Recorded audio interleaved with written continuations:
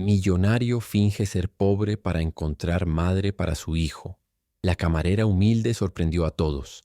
El sol de Cancún se derramaba como oro líquido sobre las piscinas infinitas del resort Paraíso Escondido, un santuario de lujo donde la realidad era una inconveniencia mantenida a distancia por altos muros y guardias de seguridad discretos. Era en este escenario de perfección artificial que Alejandro Vargas, disfrazado bajo el nombre de Carlos y vistiendo un mono de mantenimiento, deliberadamente manchado, sentía el abismo entre su vida real y la farsa que había creado. A su lado el pequeño Mateo, su hijo de 7 años, caminaba como una sombra, sus ojos grandes y tristes absorbiendo la opulencia circundante sin ningún brillo de alegría. Alejandro observaba cómo los huéspedes ricos pasaban junto a ellos, con una mezcla de indiferencia y ligero desprecio en la mirada, y sentía una punzada de amarga ironía. Él era el dueño invisible de un mundo que lo trataba como un fantasma, una pieza necesaria pero insignificante del engranaje que mantenía el paraíso funcionando para los demás, mientras su propio paraíso personal se había derrumbado hacía 3 años. Hola familia, qué alegría tenerte aquí. Antes de sumergirnos en la historia de hoy, quería compartir algo muy especial con ustedes. Estamos a un pasito de alcanzar nuestro primer gran sueño, llegar a los 500 suscriptores. 7 de cada 10 personas que se inspiran con nosotros aún no son parte de esta comunidad. Si nuestras historias te aportan valor, con un simple clic en suscribirse nos ayudas a dar ese último empujón. Y déjanos tu me gusta si quieres que sigamos trayendo relatos como este. Gracias por ayudarnos a crecer. La crisis estalló con la súbita y estridente voz de Isabela, una socialité de sonrisa afilada y ojos calculadores que pasaba sus tardes evaluando a los demás basándose en las etiquetas de su ropa. Mateo, en un raro momento de distracción, tropezó y derramó un poco de su zumo sobre la punta inmaculada del bolso de diseñador de Isabela. La reacción fue desproporcionada, un veneno verbal que cortó el aire húmedo de la tarde. Mira por dónde andas, hijo de empleado. Estas cosas cuestan más de lo que tu padre gana en un año entero, siseó ella, su rostro contorsionado en una máscara de asco.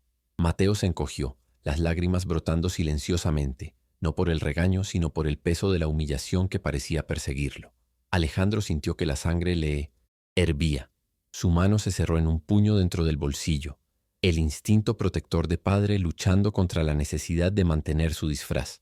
Estaba a punto de intervenir cuando una voz suave pero firme se interpuso. Fue Sofía Ramírez, una camarera cuyo uniforme sencillo no lograba opacar la dignidad de su porte, quien se interpuso entre la leona furiosa y el cordero asustado. Señora, solo fue un accidente. Él es solo un niño, dijo ella, su calma contrastando violentamente con la histeria de Peasant Passage. Isabela se arrodilló junto a Mateo, ignorando por completo a la mujer indignada, y limpió el bolso con su propio pañuelo. No te preocupes, pequeño, las manchas se quitan, pero las palabras feas a veces se quedan en el corazón, así que no las guardes, ¿vale? Le susurró a Mateo, ofreciéndole una sonrisa que fue el primer rayo de sol genuino que el niño había visto en meses. Isabela, furiosa por ser ignorada por una simple empleada, bufó y se alejó, prometiendo quejarse a la gerencia sobre la insolencia del personal. Alejandro, o Carlos, se acercó, con el corazón latiendo descontroladamente. Había observado toda la escena, paralizado por una mezcla de rabia y admiración.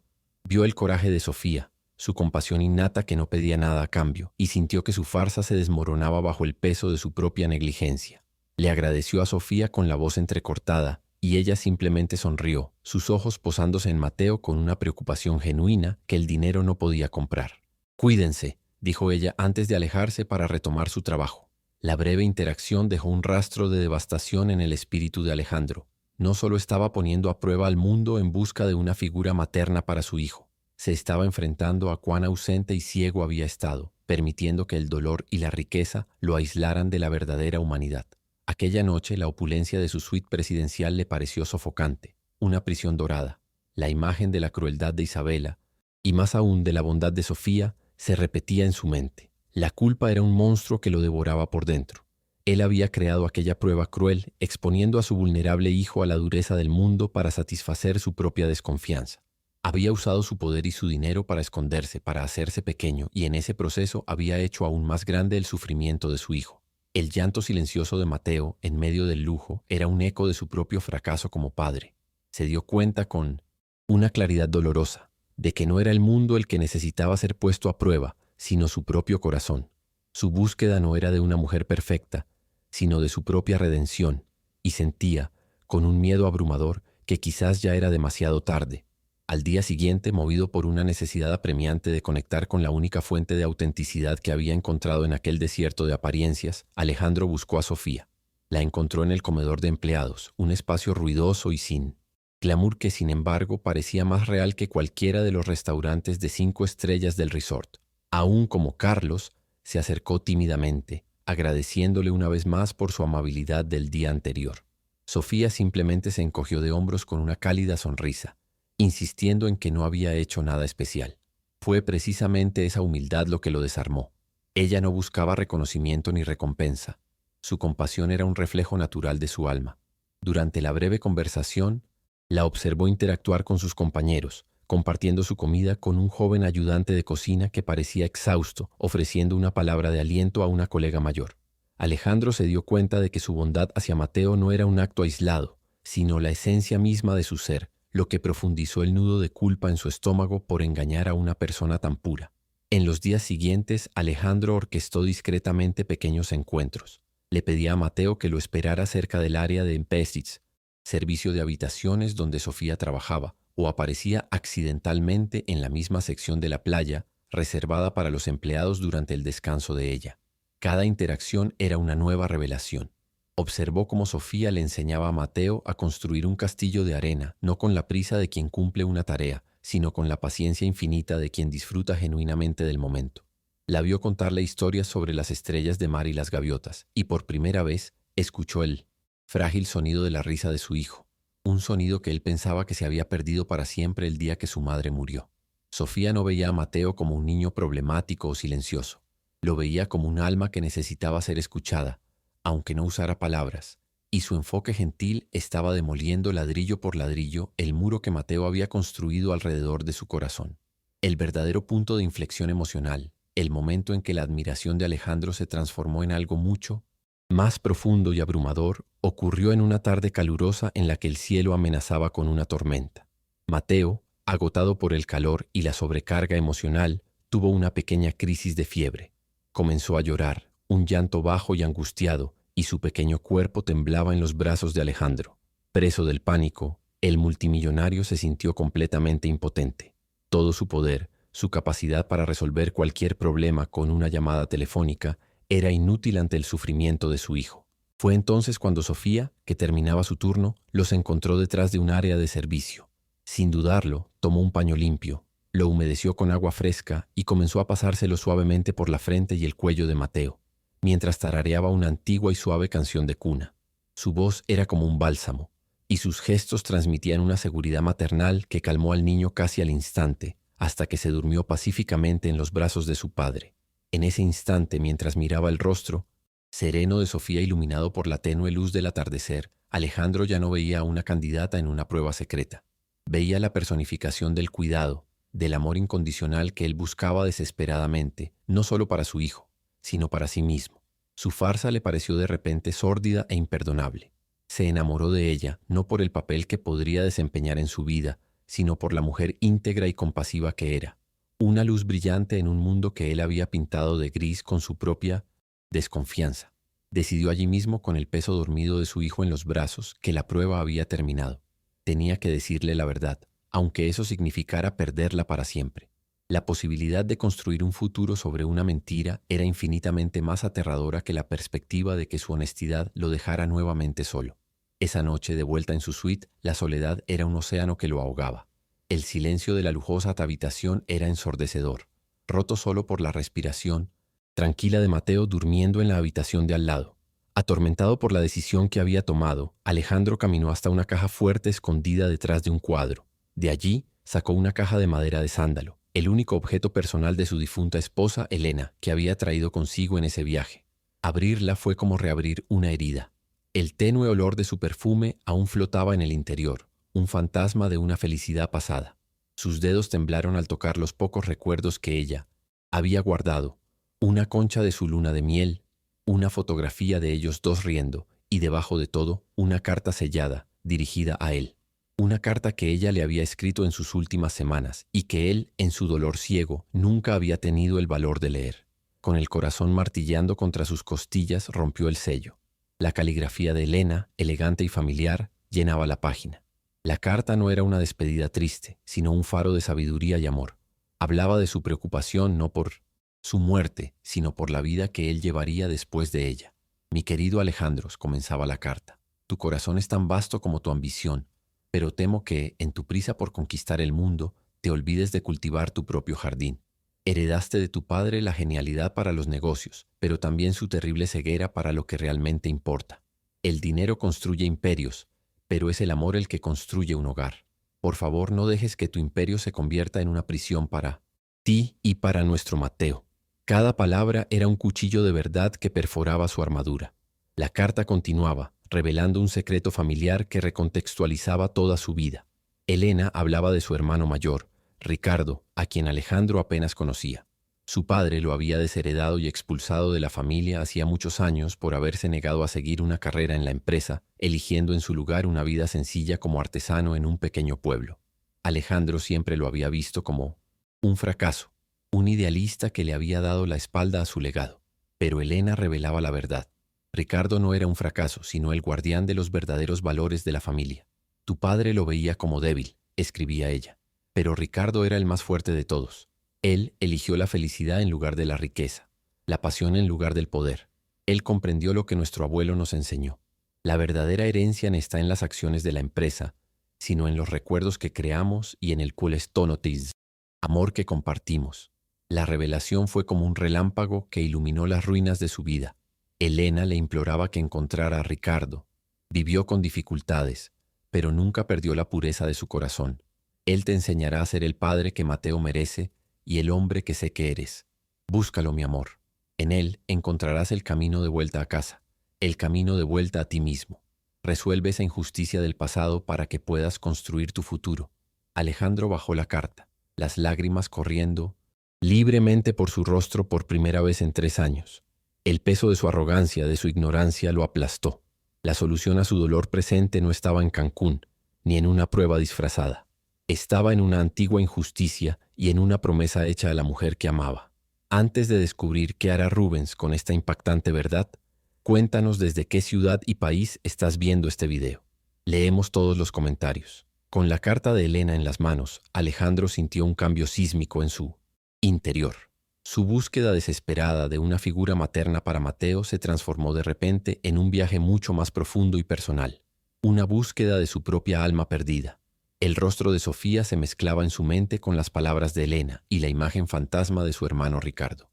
Eran 3 piezas de un rompecabezas que apenas comenzaba a comprender. Sofía le había mostrado qué era la compasión genuina. Elena le había dado el mapa para la redención. Y Ricardo, esperaba él, sería el destino. Final de esa peregrinación. Por primera vez, su camino estaba claro. Ya no se trataba de encontrar a alguien para llenar un vacío. Se trataba de convertirse en un hombre íntegro, digno del amor de su hijo y de la memoria de su esposa. Impulsado por una nueva y frágil esperanza, Alejandro actuó con la misma rapidez y decisión que lo convirtieron en una leyenda en el mundo de los negocios. Dejó una nota vaga para la gerencia del hotel, alegando una emergencia familiar, y a la mañana siguiente, antes de que el sol tocara la copa de las palmeras, él y Mateo ya estaban en la carretera. El lujoso sub, normalmente un símbolo de estatus y poder, parecía ahora una cápsula de transición, llevándolos lejos de la realidad fabricada de Cancún, hacia el corazón auténtico y polvoriento de México. Para Mateo, sentado en silencio en el asiento trasero, el cambio era palpable. No había tabletas con juegos ni promesas de helados caros. En su lugar, había una seriedad en el rostro de su padre, una intensidad enfocada que nunca había visto antes. Era la primera vez que se sentía parte de una misión, y no solo un equipaje precioso que era transportado de un lugar a otro. El paisaje se transformaba con cada kilómetro. Las autopistas perfectamente pavimentadas dieron paso a carreteras secundarias sinuosas, flanqueadas por una vegetación salvaje que se negaba a ser domesticada. El azul turquesa artificial de las piscinas fue reemplazado por el verde profundo de la selva y el marrón rojizo de la tierra. Alejandro sentía como si estuviera viajando en el tiempo, despojándose capa por capa de su identidad de multimillonario.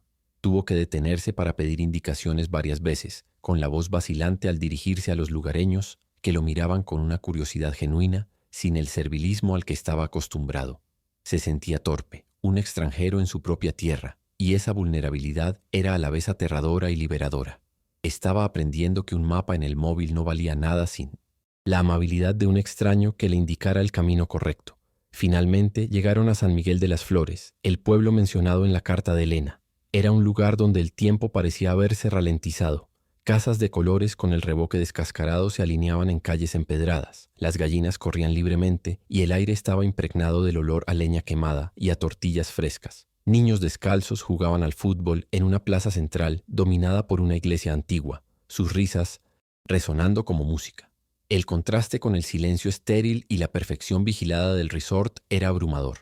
Allí, la riqueza no se medía en relojes o coches, sino en la vitalidad de la comunidad, en la facilidad de las sonrisas intercambiadas entre vecinos. Alejandro sintió una punzada de algo que apenas podía identificar, una mezcla de envidia y anhelo por esa simplicidad conectada que su dinero nunca podría comprar.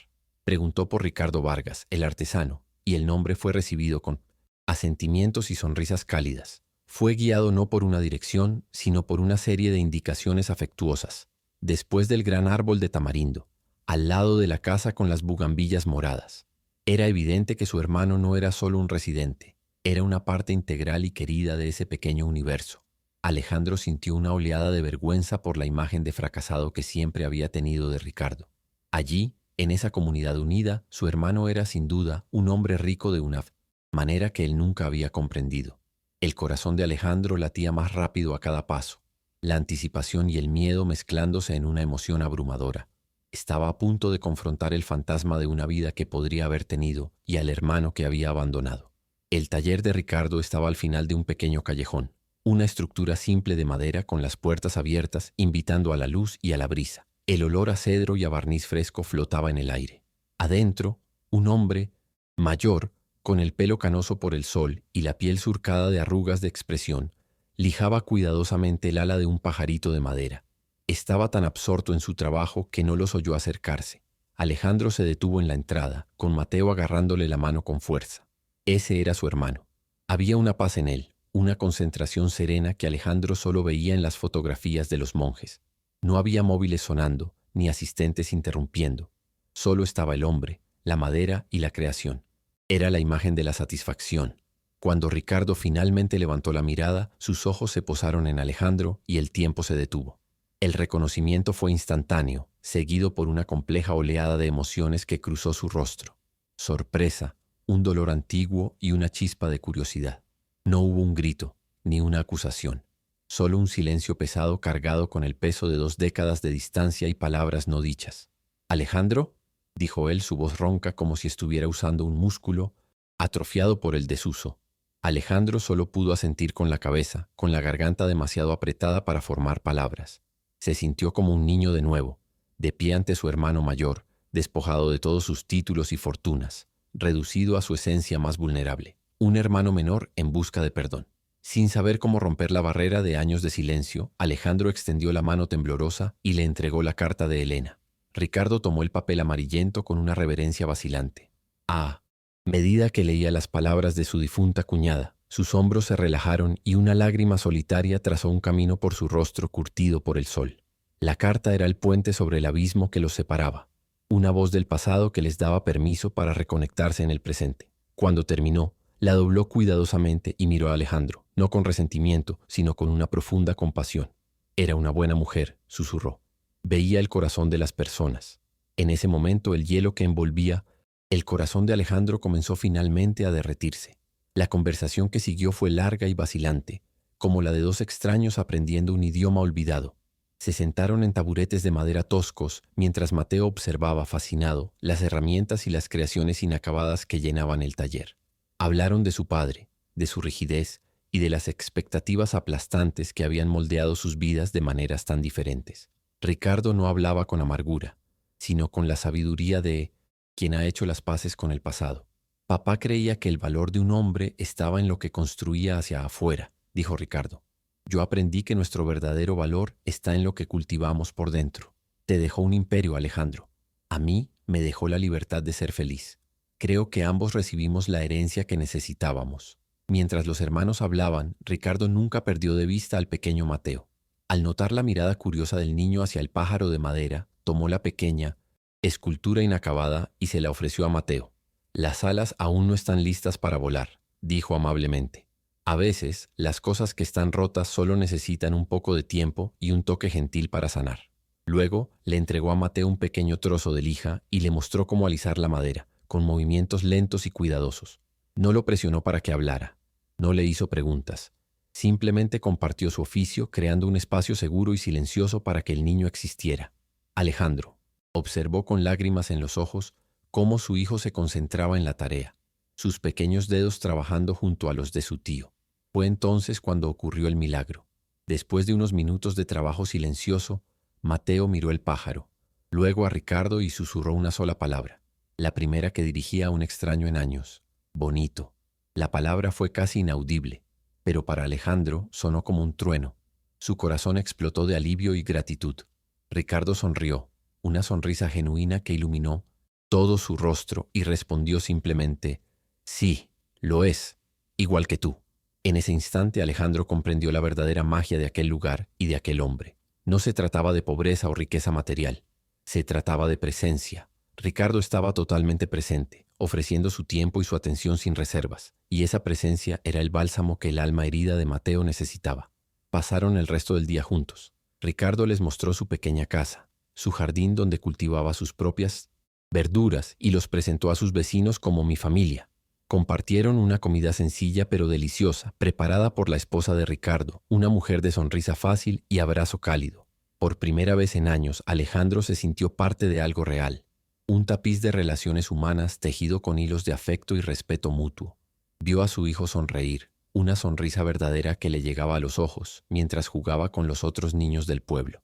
Aquel reencuentro no solo estaba curando una antigua herida familiar, estaba resucitando su propia capacidad de sentir, de conectar, de pertenecer. Al caer la noche, mientras se preparaban para irse, Alejandro intentó darle dinero a Ricardo, un gesto instintivo, su forma habitual de expresar gratitud. Ricardo se negó amablemente, poniendo la mano en el hombro de su hermano. Lo que me diste hoy, al traer a tu hijo y tu corazón abierto, vale más que cualquier cheque que puedas firmar, Alejandro. Somos familia. Eso es lo que importa. Las palabras golpearon a Alejandro con la fuerza de una revelación. Abrazó a su hermano mayor con fuerza, un abrazo que contenía 20 años de arrepentimiento, dolor y finalmente perdón. Se fue de San Miguel de las Flores, no solo con un hijo que comenzaba a redescubrir su voz, sino con una nueva comprensión de sí mismo y del tipo de hombre y padre que quería ser. El regreso a Cancún fue diferente.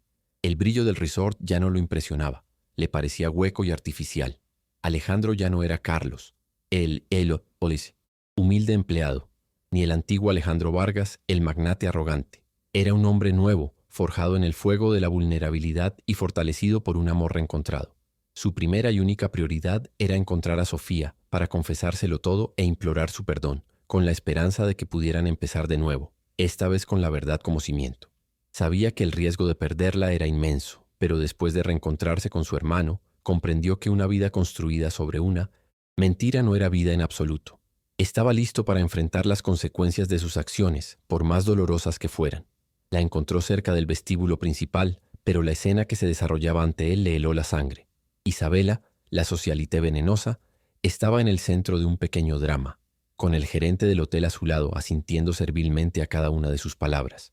Isabela apuntaba con un dedo acusador a Sofía, que se mantenía de pie, pálida pero digna, en medio del círculo de curiosos. Fue ella, estoy absolutamente segura, exclamaba Isabela con una convicción teatral.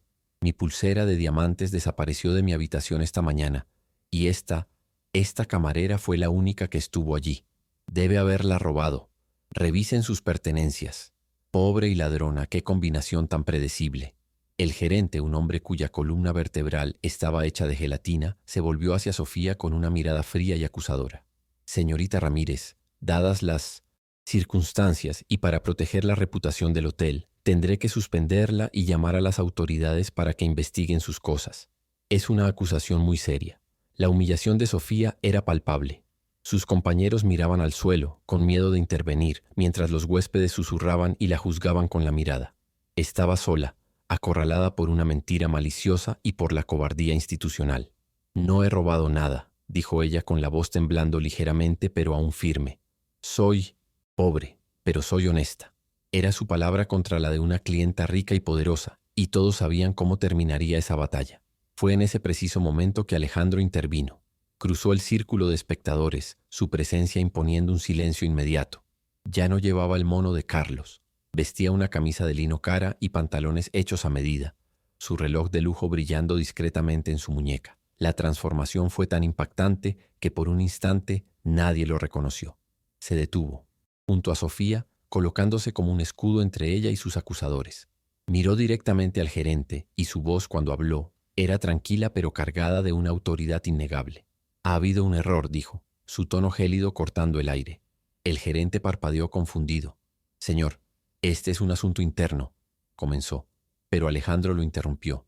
Al contrario, esto me concierne mucho. Se volvió hacia Isabela, que lo miraba con una mezcla de sorpresa e irritación. Isabela dijo usando su nombre, lo que la sorprendió aún más. Su pulsera no ha sido robada. Está en la caja fuerte de su habitación. Yo mismo la vi allí anoche cuando su acompañante la guardó después de que usted la dejara en la mesita de noche, demasiado borracha para recordarlo. La precisión del detalle hizo que Isabela vacilara, su expresión de indignación siendo reemplazada por un destello de pánico. ¿Quién es usted para saber tal cosa?, tartamudeó. ¿Cómo se atreve a hacer acusaciones tan absurdas? Alejandro dio un paso adelante, su estatura pareciendo de repente imponente. Soy Alejandro Vargas, declaró, su voz resonando por el silencioso vestíbulo. Y además de ser un huésped en este hotel, resulta que mi empresa es la accionista mayoritaria de la cadena hotelera a la que pertenece este establecimiento. Por lo tanto, cuando digo que su pulsera está en la caja fuerte, le sugiero que me crea. Y cuando digo que esta mujer miró a Sofía con una amabilidad que contrastaba con su dureza anterior, es la persona más honesta de este edificio. Sugiero que todos los presentes tomen nota. El shock en el vestíbulo era palpable. El rostro del gerente pasó de la arrogancia a un pavor abyecto, su piel adquiriendo un tono verdoso. Balbuceó una disculpa, su servilismo ahora dirigido a Alejandro. Isabela, por otro lado, se quedó momentáneamente sin palabras. Su cerebro calculador entró en sobrecarga, procesando la nueva información. El insignificante empleado de mantenimiento, el padre de Mion Esentalis, aquel niño irritante, era en realidad uno de los hombres más ricos y poderosos de México. Su mente dio un vuelco, y su máscara de furia fue instantáneamente reemplazada por una sonrisa seductora y depredadora. Dio un paso hacia él, su voz goteando una familiaridad forzada. Alejandro, querido, qué mundo tan pequeño. Me disculpo por toda esta confusión, dijo, gesticulando con desdén hacia Sofía. No tenía ni idea. Solo intentaba mantener los estándares. Ya sabes cómo es. Es tan difícil conseguir buen servicio en estos días. Si hubiera sabido que estabas aquí de incógnito, habría estado encantada de mostrarte las instalaciones. Su intento de aliarse con él, de crear una complicidad de clase contra el servicio, fue su última y fatal jugada. Asumió que ahora que su verdadera identidad era conocida, él se uniría naturalmente a su lado del muro, el lado de los ricos y poderosos. El rechazo de Alejandro fue brutal en su simplicidad. Ni siquiera la miró. Mantuvo sus ojos en Namás. Sofía mientras respondía, su voz fría y cortante. Lo único que me has mostrado, Isabela, ha sido la pobreza de tu carácter. Intentaste destruir la vida de una mujer inocente por puro capricho y maldad. Al oír esto, al darse cuenta de que él no estaba jugando su juego, que su lealtad estaba con la camarera y no con ella, la fina capa de barniz de Isabela se agrietó y se rompió, revelando al monstruo que se escondía debajo. Su rostro se contorsionó en una mueca de rabia e incredulidad. Fue entonces cuando estalló su monólogo de villana, un torrente de veneno y desprecio. «Tú», gritó con el dedo temblando en dirección a Alejandro, «eres un idiota. Tienes el mundo a tus pies y eliges defender. ¿A esto?», señaló a Sofía con absoluto asco. «Gente como ella existe para servirnos. Son hormigas, son insignificantes. ¿Qué tiene ella que no tenga yo? Nada. Yo soy de tu mundo, Alejandro. Entiendo el poder, el dinero. El dinero es lo único que importa. Y vas a tirarlo a la basura por una empleaducha sentimental que probablemente solo está siendo amable contigo porque quiere un pedazo de tu fortuna. Despierta. En este mundo, o aplastas o eres aplastado. Y ella nació para ser aplastada». Su diatriba resonó en el silencioso vestíbulo, su fealdad flotando en el aire como humo tóxico. En su ataque de furia había revelado la podredumbre de su corazón para que todos la vieran. Alejandro la escuchó tranquilamente hasta el final. Cuando terminó, jadeante y con los ojos Chispeando de odio, hizo una señal discreta al jefe de seguridad. Señorita, le dijo a Isabela, su tono final y sin emoción. Su estancia en este y en cualquier otro hotel de mi propiedad ha terminado. Para siempre, por favor, acompañe a los guardias. Sus cosas le serán enviadas. Isabela miró incrédula mientras dos guardias de seguridad se acercaban a ella. Su furia se transformó en pánico, pero ya era demasiado tarde. La justicia para ella fue rápida, silenciosa y absoluta. ¿Te está gustando esta historia? Deja tu me gusta y suscríbete al canal para no perderte el desenlace. Ahora continuamos con el video. Mientras Isabela era escoltada hacia afuera, profiriendo amenazas e insultos, la multitud comenzó a dispersarse, susurrando con entusiasmo. El gerente seguía balbuceando disculpas, que Alejandro ignoró. Toda su atención estaba en Sofía. Se volvió hacia ella, con el corazón apesadumbrado por la confesión que aún tenía que hacer, esperando encontrar alivio o quizás, incluso gratitud en sus ojos. Pero no encontró nada de eso. Lo que vio fue un abismo de dolor y traición que lo golpeó con más fuerza que cualquiera de los gritos de Isabela. La ira había desaparecido del rostro de Sofía, reemplazada por una claridad fría y devastadora. Lo había visto todo, no solo su heroica defensa, sino la revelación de su identidad, el desenmascaramiento de toda la farsa. Carlos, el padre soltero y agobiado por quien había sentido una profunda empatía, por quien había arriesgado su trabajo, nunca había existido. Era una invención, un personaje en un juego cruel en el que ella ni siquiera sabía que estaba participando. Cada momento de vulnerabilidad compartida, cada sonrisa intercambiada, cada palabra de aliento que ella le había dado, todo parecía ahora manchado, una mentira elaborada. Se sintió utilizada, su compasión transformada en una mercancía para ser probada y evaluada por un multimillonario aburrido. Era todo mentira, susurró, su voz desprovista de emoción, lo que de alguna manera era peor que si hubiera gritado. Su nombre, su historia, todo. Alejandro dio un paso hacia ella, su propio dolor evidente en el rostro. Sofía, por favor, déjame explicar. Empezó como un plan estúpido, pero se volvió real. Lo que siento. Pero ella levantó la mano para detenerlo. Su dignidad era su única armadura restante, y la llevaba con una fuerza impresionante. No iba a permitir que la apaciguara con más palabras bonitas que podrían ser verdad o no. ¿Explicar qué?, dijo ella mientras una única lágrima escapaba y rodaba por su mejilla. ¿Que jugó con mis sentimientos y los de un niño en duelo para su entretenimiento? ¿Que me usó para probarse algo a sí mismo? Pensé que era diferente. Pensé que a pesar de sus dificultades tenía un buen corazón.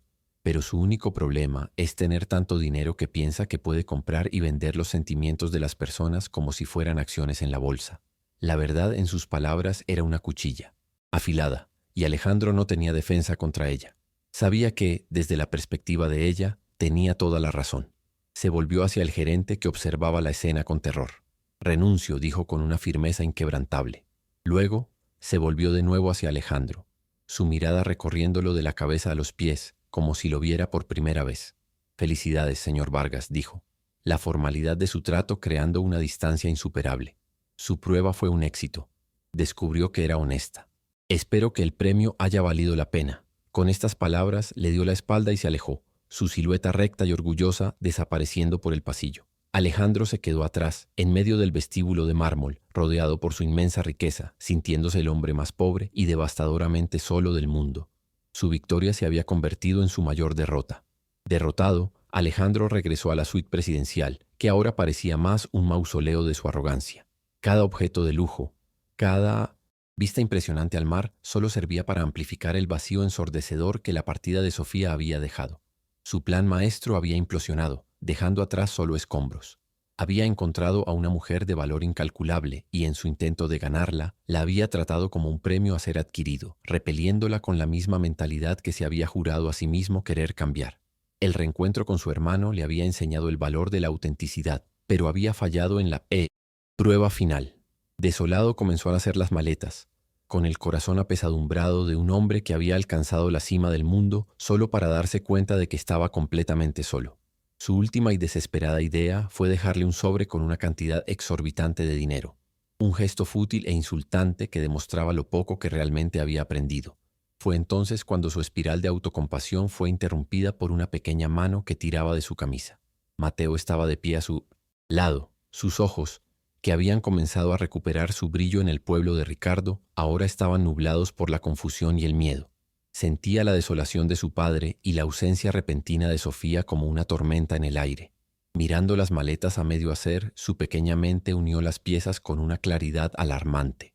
El pánico de perder a la única otra persona que había logrado penetrar su caparazón de silencio superó su miedo a hablar.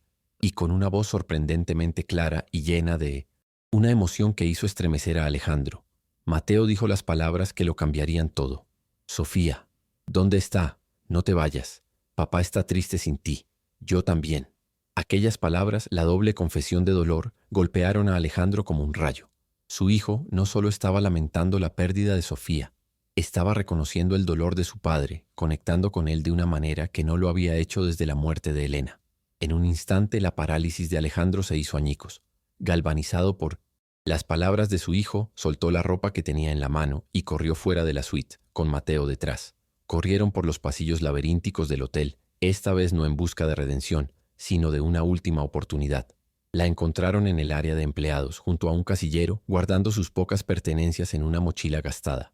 Al verlos, su rostro se endureció, pero antes de que pudiera decir algo, Alejandro miró el sobre que aún sostenía en la mano, un símbolo de todo lo que estaba mal en él. Con un gesto de repulsión, lo arrugó y lo arrojó al cubo de basura más cercano. Se detuvo frente a ella, completamente desarmado, sin trucos, sin poder, solo un hombre roto suplicando una última oportunidad. Él tiene razón, dijo, con la voz entrecortada por la emoción, señalando a Mateo. Mi plan era encontrar una madre para mi hijo, un plan egoísta y estúpido nacido del miedo, pero en el proceso terminé encontrando a la única mujer que me hizo querer ser un padre de verdad, un hombre de verdad. Lo que hice fue imperdonable. Te engañé y usé tu bondad. Por favor, perdóname. No por ser rico, sino por haber sido tan pobre de espíritu. Sofía lo miró a los ojos, y por primera vez desde la revelación no vio al magnate o al mentiroso, sino solo la cruda vulnerabilidad de un hombre aterrorizado por perder todo lo que realmente importaba. Vio a Mateo aferrándose a su pierna, y su corazón, a pesar del dolor de la traición, no pudo permanecer cerrado. 6 meses después, el sol de Cancún brillaba sobre un escenario muy diferente. En un terreno a las afueras de la ciudad, donde antes había un solar baldío, ahora se erigía el Centro Renacer, una guardería y centro de apoyo para madres que trabajaban en la exigente industria del turismo financiado por la nueva Fundación Vargas.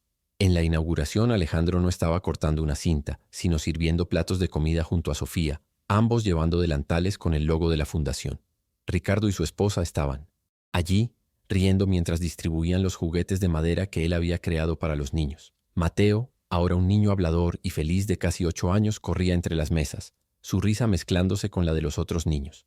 Era una nueva familia, forjada no en lazos de sangre o contratos sociales, sino en la elección diaria de curar las heridas de los otros y construir algo hermoso a partir de las ruinas. Al caer la tarde, los tres caminaban por la misma playa del resort, ahora como invitados, y Alejandro le dijo a Sofía: fingí ser pobre para encontrar la verdadera riqueza, y la encontré en ti. Rubens aprendió aquel día que la verdadera familia no es solo la que comparte tu sangre, sino la que elige sanar tus heridas y construir un futuro a tu lado. ¿Crees que es posible perdonar los errores del pasado para construir una familia mejor? Deja un like si crees que el amor verdadero siempre encuentra el camino. Suscríbete para más historias donde la bondad triunfa. Comenta: la familia es Pellemis. Todo si tú también crees en las segundas oportunidades.